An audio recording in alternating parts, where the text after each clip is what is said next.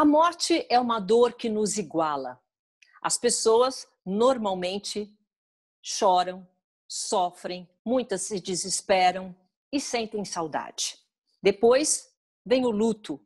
Mas falar sobre a morte não faz parte das nossas rodas de conversa, não. Ainda há muito preconceito em relação a isso. Uma jornalista criou um blog e fala abertamente sobre esse assunto no Morte Sem Tabu. O Opinião Livre de hoje conversa com Camila Apel. Olá, bonita sua introdução. É. Bonita a abertura, muito bonita. Tudo bem, Camila? Prazer em ter você aqui novamente no Opinião Livre. Obrigada pelo convite. Muito bom estar aqui falando desse tema tão importante. Ô, Camila, em que momento você se interessou por esse tema? O que aconteceu para você se dedicar a isso? Foram diversos fatores, né, que acabaram me estimulando a sugerir para a Folha um blog com essa temática. Isso foi em 2014. Mas eu acho que uma das primeiras, quando eu comecei assim a acordar para esse tema, foi quando eu fui buscar um emprego na Folha de São Paulo, mandei meu currículo, queria muito trabalhar lá, e eles falaram que a única vaga que eles tinham disponível naquele momento era uma vaga que talvez eu não quisesse aceitar. E eu falei, mas por quê? Eles falaram, porque é um trabalho mais não tão usual, né? Que você não publica tão quente, não é uma pauta quente, como a gente chama no jornalismo, né? É um projeto chamado Biografias, que eu tinha que fazer obituários de pessoas vivas, que na verdade então não era um obituário, era uma biografia dessa pessoa, mas que quando ela morresse, a gente já teria ali um texto rascunhado, as informações necessárias. Nossa, é assim que funciona, né? Já fica meio que pronto quando Olha, que interessante isso, não sabia, não. Em todas as redações.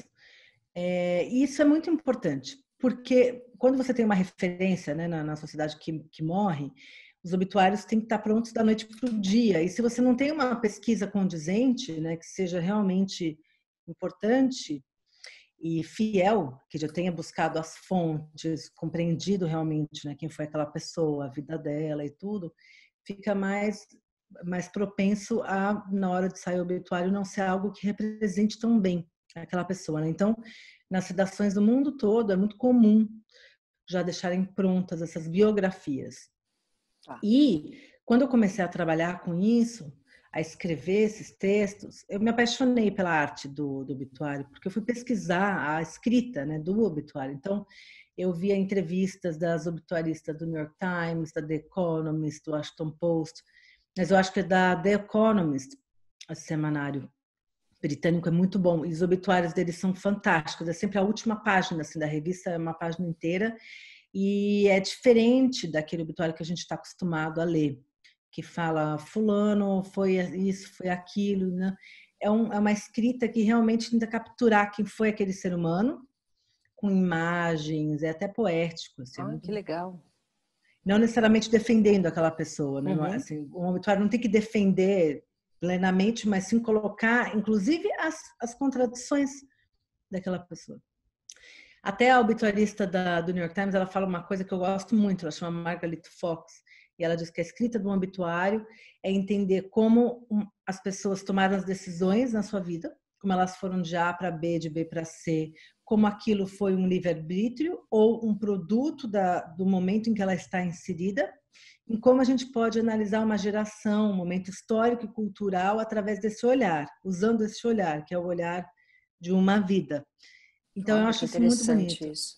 Né? Interessante isso. É até bom para a gente saber, né, que até para facilitar jornalistas que têm esse foco, a gente já ir meio que preparando na nossa biografia, né, um pouquinho das nossas decisões, o que isso mudou. É importante, viu? É uma boa reflexão essa.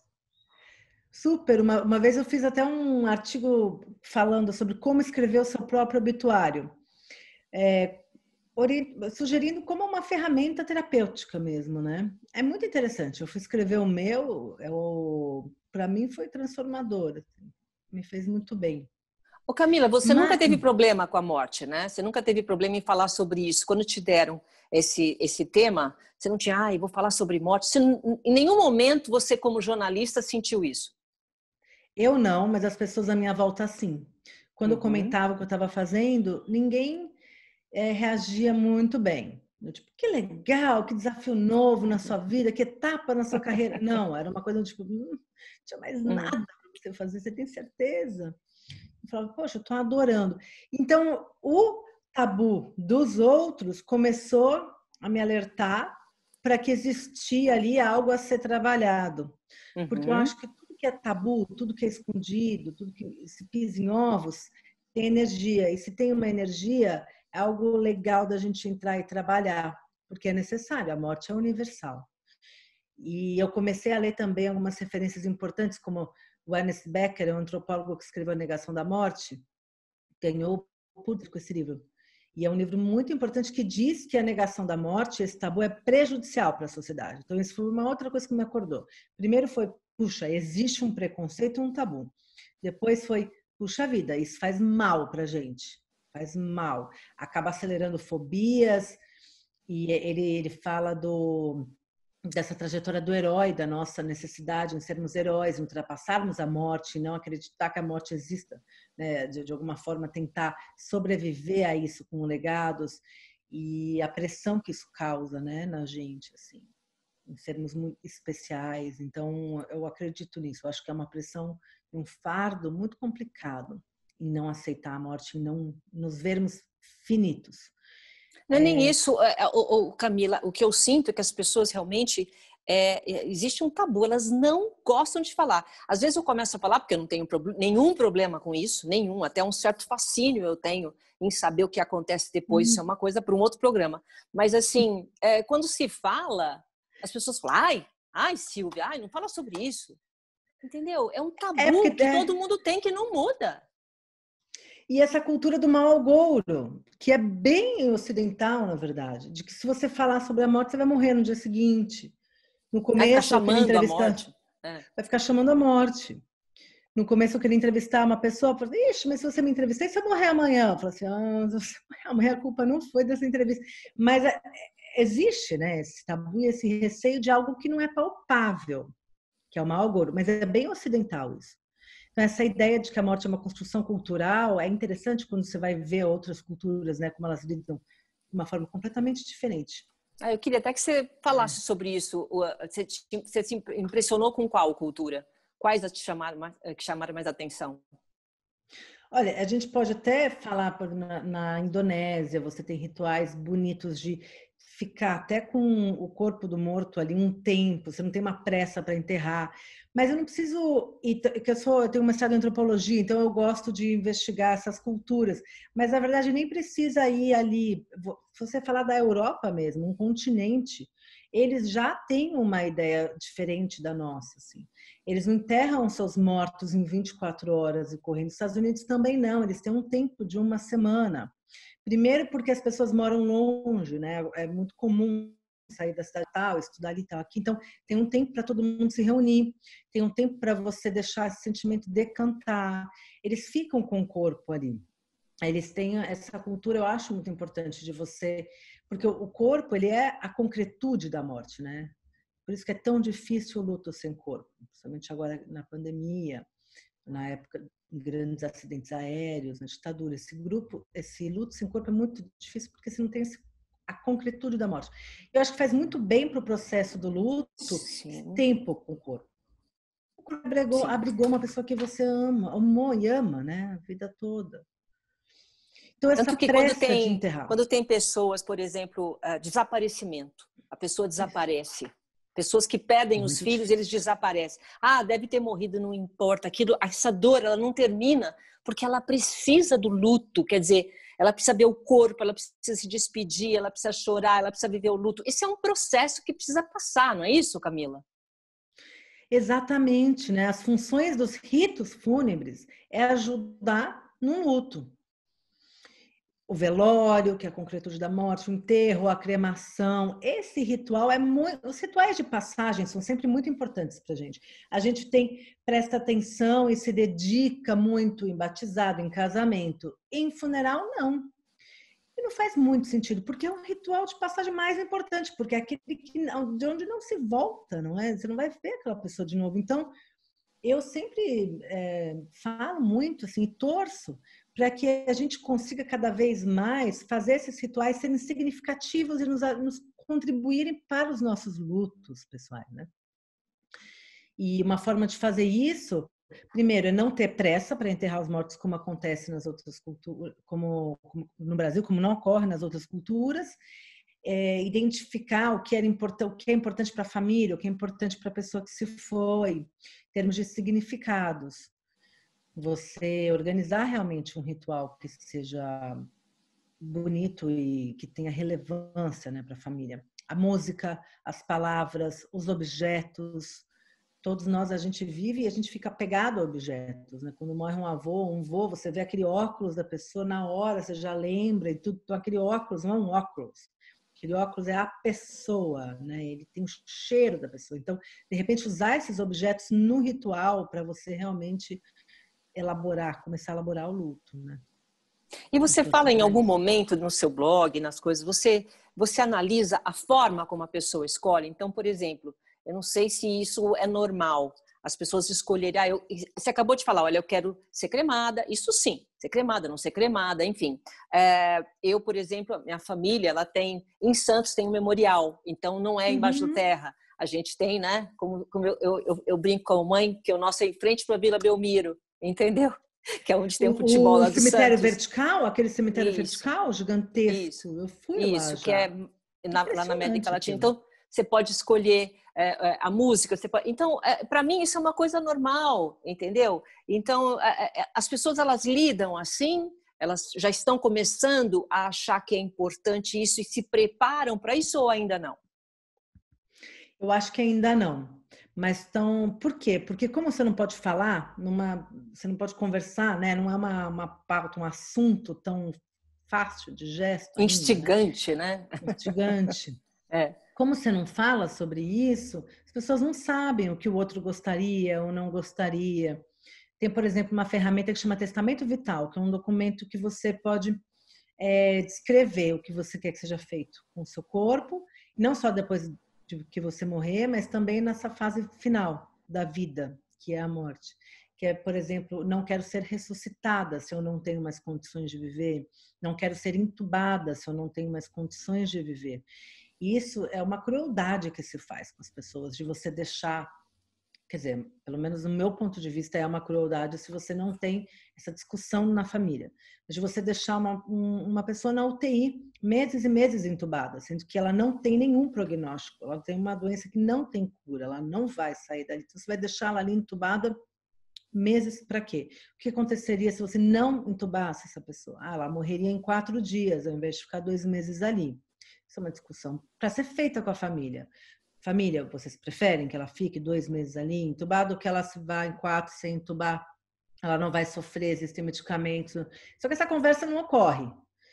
Aí é que está o problema. Né? Falta, não existe falta de opção, existe falta de comunicação. As alternativas existem, né? Então as pessoas acham que só tem um jeito de morrer, que é este. Na UTI, entubado com muita dor e sofrimento. E solitário, né? Porque a UTI é um ambiente esterilizado, não tem visita, então é tudo complicado.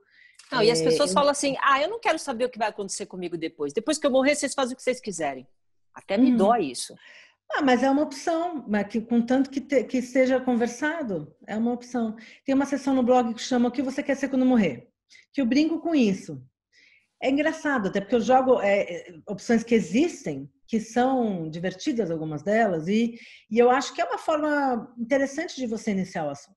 Por exemplo, na Inglaterra tem uma empresa que faz fogos de artifício, que mistura com as cinzas. Então, eles Nossa. vão lá, preparam os fogos. Tem também uma empresa que coloca as cinzas no disco de vinil. Você pode escolher as músicas ou deixar uma faixa sem música só para ouvir a agulha na cinza. Algumas pessoas podem achar isso mórbido, outras podem achar isso Olha muito isso. interessante. É. Pode transformar em diamante, em cristal.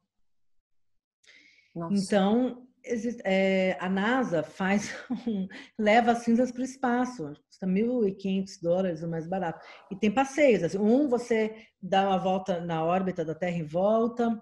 Outro, você jogar do espaço infinito. Então, essa empresa chama Celestis.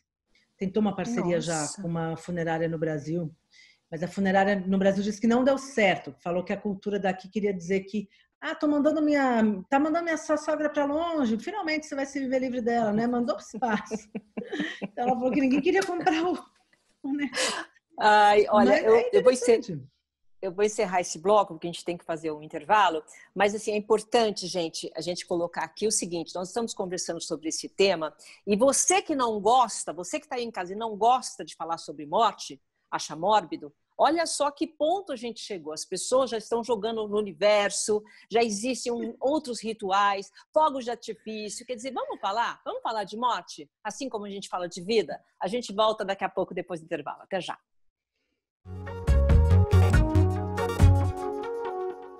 Coronavírus. Atenção! Se você está com sintomas de gripe, fique em casa por 14 dias e siga as orientações do Ministério da Saúde para o isolamento domiciliar. Só procure um hospital de referência se estiver com falta de ar.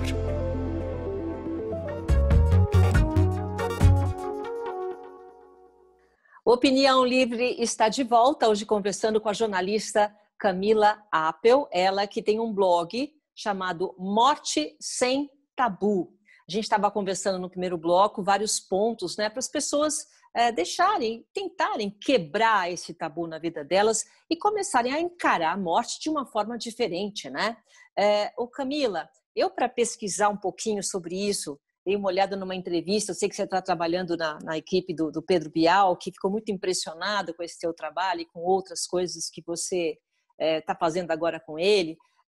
E era uma entrevista você e o Gilberto Gil também. E ele falou uma frase que eu amei, porque começou a falar, né, sobre morte, o que você acha? Ele falou, a morte é rainha, depois que ela toma conta, a gente não se mete mais. Essa é uma reação de muita gente, né, Camila? Muita. Ele tem uma música linda, né, sobre a morte, e aí ele fala que ele não tem medo da morte, ele tem medo de morrer. Do momento da morte, né? De sofrer e que depois, não importa, essa música dele é linda. E eu compartilho esse medo também. Não vou dizer que eu não tenho medo da morte. Eu tenho medo do morrer. Mas eu acho que falar sobre isso, aventar todas esses sentimentos é humano, né? E nos ajuda a transformar isso. Não deixar isso nos paralisar. Você sabe que eu estava, antes de fazer a entrevista, eu estava comentando com a minha filha, eu tenho uma filha de 28 anos, estava comentando com ela sobre esse assunto. Eu falei, você tem medo da morte? Por que as pessoas têm medo da morte? Ela respondeu assim, eu acho que as pessoas não têm medo da morte, elas têm medo do desconhecido, do que vem depois. O que você acha? Concordo.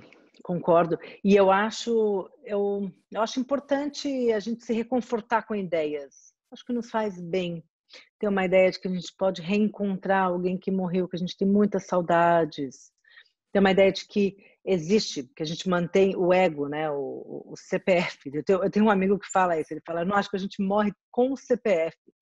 Então, que é o ser, né? O ego, eu concordo com ele também. Eu não acho que a gente mantém uma identidade depois da morte. Mas existem alguns dogmas religiosos que acreditam nisso. O espiritismo acredita nisso. Tem muitas pessoas que falam que se conectam com seres. Eu nunca me conectei. Para mim é um mistério. É uma pergunta que nunca será respondida. Você, no blog, quais são os principais temas que você aborda para a gente ter uma ideia como que funciona isso? Uhum. Olha, eu falo do setor funerário, que é um setor que sofre muito com estigma, muito. Os agentes funerários, né? Quem tem cemitério, crematório, os sepultadores, coveiros, as diretoras funerárias, tem agora uma leva de mulheres assim tomando a frente desse setor, que está sendo muito bonito. Nossa, as mulheres estão indo até para esse setor, as mulheres vão em tudo quanto é canto. É isso aí. Então, a presidente da Associação dos Crematórios e Cemitérios Particulares do Brasil, uma mulher, a Gisela disse, ela tinha um cemitério enorme, Primaveras, em Guarulhos, e ela é fantástica. E tem outras, tem a Milena Cooper de Curitiba, então tem muitas mulheres tomando iniciativa para humanizar o setor e profissionalizar.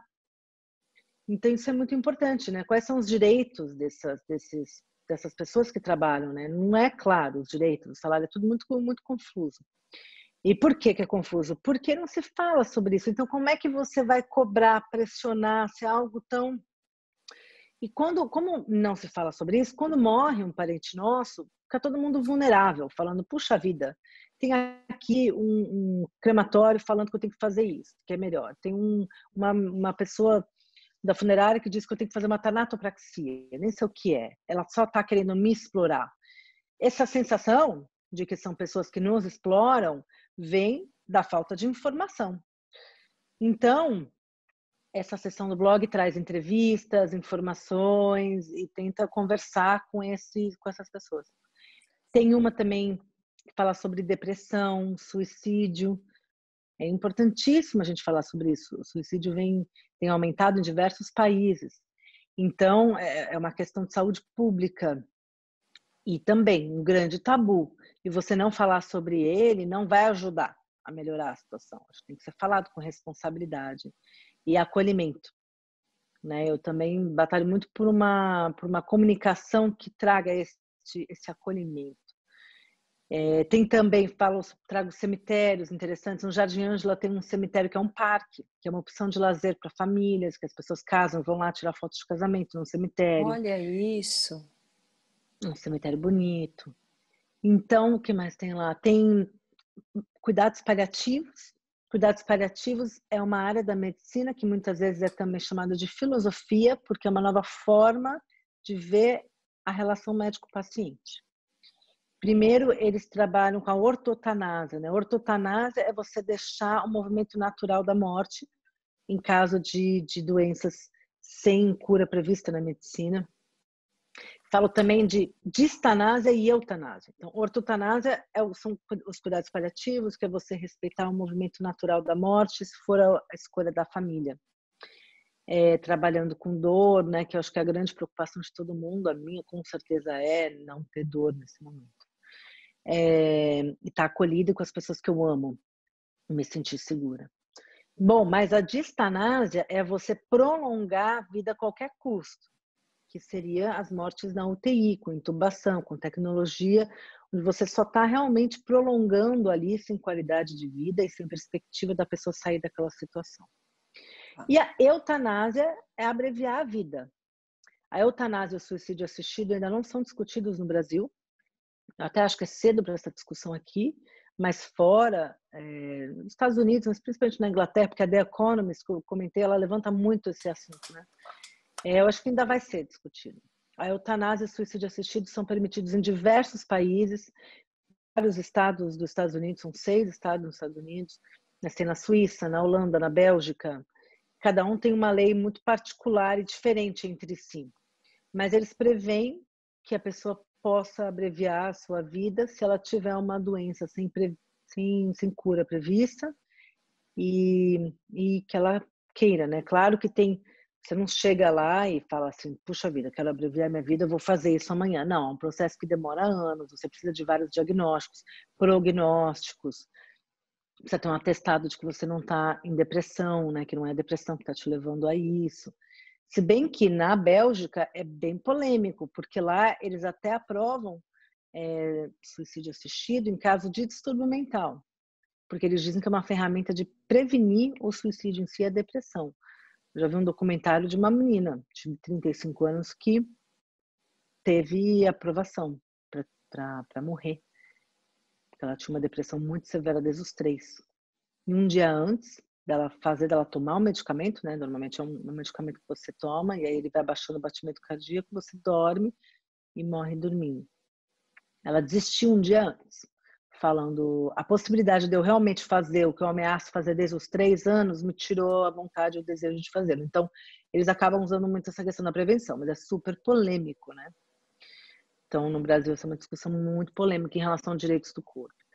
O brasileiro, você acha que pelo fato de o brasileiro, a própria nossa cultura faz com que, no caso, eles não tenham muita vontade de ter esse tipo de informação, ou você acha que está melhorando?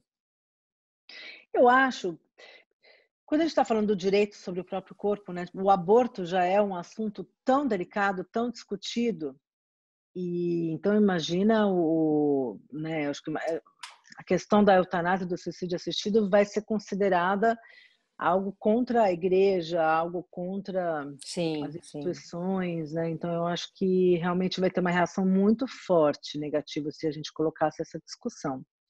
Mas, independente disso, existe demanda para isso ser discutido, porque toda vez que eu falo sobre isso, chove de Isso que eu ia falar, você tem um bom comentário. retorno, quer dizer, quando você escreve o seu blog, as pessoas interagem, as pessoas querem mais informação, porque eu estava, antes de começar a fazer a sua entrevista, eu descobri de uma pessoa da minha equipe, tá?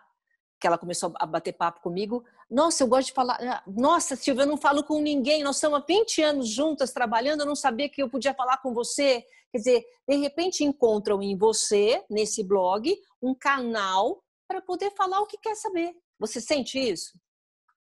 Eu sinto isso, principalmente na televisão aberta, né? Quando eu sugeri, desenvolvi essa pauta lá no Conversa com Bial, uma chamava A Boa Morte, que falava sobre isso, a qualidade de vida, de vida até o último segundo, né? Porque até a Ana Cláudia Arantes é uma médica oncologista muito, muito legal.